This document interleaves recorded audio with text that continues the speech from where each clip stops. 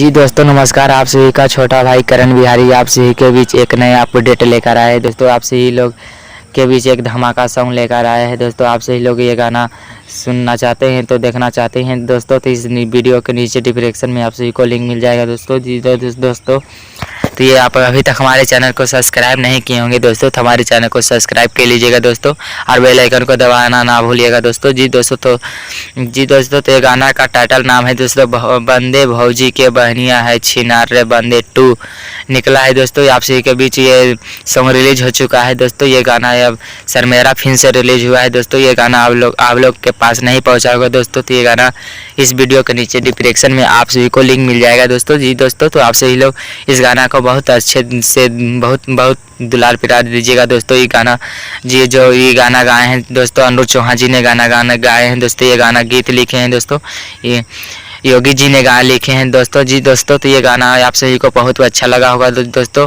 जी दोस्तों तो ये आप लोगों को अच्छा लगा हो दोस्तों तो इस चैनल को सब्सक्राइब जरूर कीजिएगा दोस्तों, क्योंकि इसी तरह का वीडियो आप सभी को लेटेस्ट वीडियो आप सभी को देखने को या सुनने को मिलेगा दोस्तों। तो जी दोस्तों नमस्कार दोस्तों, आप सभी को अगले वीडियो में बनल रहिएगा दोस्तों।